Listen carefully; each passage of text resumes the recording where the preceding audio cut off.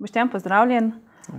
Egiptovsko sodišče v soboto zavrnilo obtožnico proti nekdanjemu egiptovskemu voditelju Hosniju Mubaraku zaradi vpletenosti v smrt protestnikov arabske pomladi. Kaj ta razsodba pomeni za Egipt?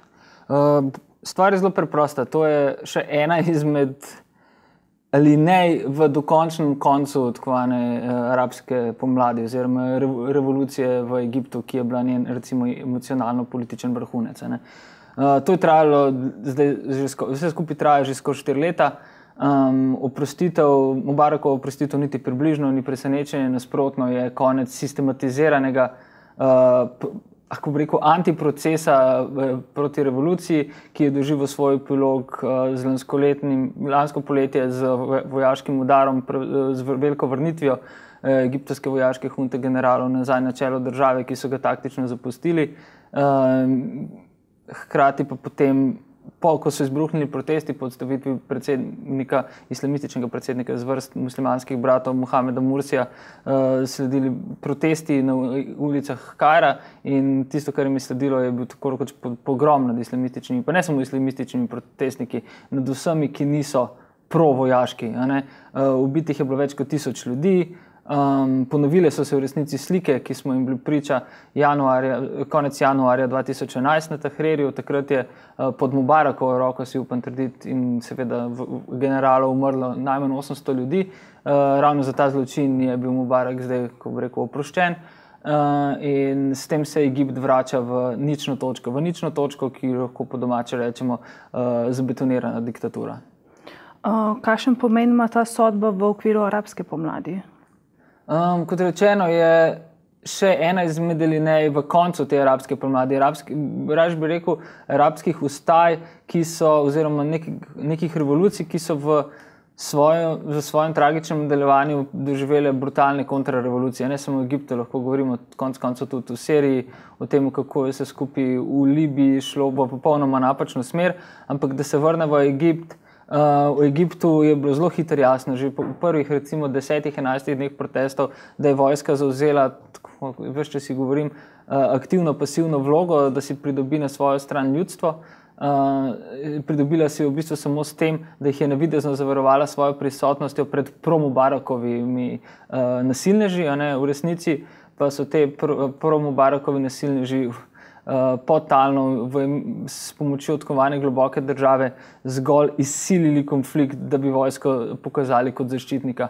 Vojska je to vrhunsko izkoristila, za nekaj časa, ko bi rekel, outsourcala oblast z le navidez demokratičnimi volitvami v muslimanski bratovščini, slednja je svojo popolno politično in ekonomsko nekompetentnostjo tako rekoč državo izročila nazaj v naročje vojske. Ta je s pučom to seveda prevzela z velikim zadovoljstvom. Od tistega trenutka je jasno, da je arabska revolucija dokončno končana. Arabska revolucija v Egiptu.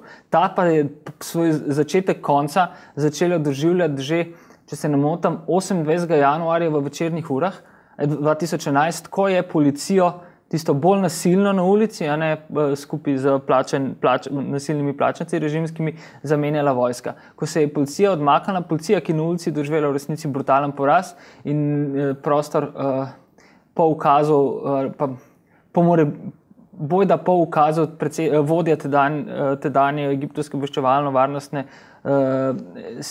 organizacije pokojnega Omarja Sulejmana, ko je vojska vstopila na ulice in ko se je policija omaknila, se je revolucija začela končati. Takrat je postalo jasno, da ima nekdo v Reisavi palači, v predsednikovi palači v Heliopolisu, bogatem predelu Kaira, resen načrt. Ta resen načrt je zdaj dokončno uresničen. Po drugi strani pa so generali svojemu staremu botru, svojemu staremu častniku, ki jim je mnogim dejansko dal službe in jih tudi upravičeno ali pa neupravičeno skozi kariero povišval, bili dolžni vsaj toliko, da mu zagotovijo oprostilno sodbo. Z oprostilno sodbo bo Mubarak morda že kmalu odkorakal na prostost. Pričakuješ nov upor, kakršnekoli nove proteste? Že v zadnjih 2 dneh bili neki upori, protesti, ko bi rekel, mali žepi upora, smo pockets of resistance, ampak danes so stvari bistveno drugačne, kot so bile konec koncev še pred valom egiptovske arabske pomladi, ko še težje je protestirati kot v zadnjih 2-3 letih Mubaraka, ko je bila policija, obveščevalci in mukabarat, tajna policija, ves čas na ulicah in je praktično 5 ljudi, ki so se zbrali na kupu, že bilo poslanih v zapor. Ne pozabimo na vse mučenje v zaporih. Danes je v veljavi zakon, ki praktično vsak resen protest obravnava kot teroristično dejanje. Ne? In opozicija, recimo muslimanski bratje, so proglašeni za teroristično organizacijo. Vrsta aktivistov, stotine in stotine, je v zadnjem letu in pol končala v zaporih. V tem trenutku je v egiptovskih zaporih točno toliko, pa morda še več političnih aktivistov in pripadnikov take ali drugačne opozicije kot pod Mubarakom. Mubarakov režim je pa slovel točno po tem, da je imel največje število političnih zapornikov v arabskem svetu. Torej, egiptovski upor je politično in akcijsko mrtev, seveda pa tli na polno, ampak na napačnih predpostavkah in na napačnih točkah. To ne bo več, po mojem mnenju, kako bi rekel, svobodoljuben, delno sekularen in na nekih vrednotah, ki so nam bližje in smo se za tega del toliko bolj prepoznali v prvih valih arabske revolucije, skorda, ne bom rekel demokratičen, ampak svobodoljuben upor. To ni več to. Te ljudje, jih je preprosto malo, ali so po zaporih, ali pa so izgubili iluzije. Upor se zdaj že nekaj časa, še posebej po lanskoletnem pogromu nad muslimansko bratovščino, prenaša v skrajne islamistične sile. Ali pa zaradi posledic razmer bolj radikalizirane islamistične sile. Podobno kot po vsem arabskem svetu, ne pozabimo na trende v regiji in mogoče tudi šire. Egipt z dogajanjem na Sinaju, kjer poteka neka tiha vojna, o kateri ne vemo veliko, je pa na nek način zelo intenzivna, je globoko razdeljena družba. In Egipt je v resnici tudi globoko verna družba, ki je s svojimi sicer skrajno nekompetentnimi institucijami probala navzven ali pa proti zahodu igrati sorazmerno sekularno družbo. Ta v tem trenutku v Egiptu v taki manjšini, da praktično v njej ne gre več razpravljati, in zaradi tega ne verjamem, da je kakršenkoli aktivističen, humanističen upor še možen. Tisti upor, ki ga bomo gledali, bo upor z orožjem, oborožen upor, in kot rečeno, dogajanje na Sinaju to že potrjuje, ne bo pa dolgo, in to se je že dogajalo minilo, da bo Egipt postal mesto, kjer redno pokajo avtomobili, bombe in se razstreljujejo samomorilski napadalci.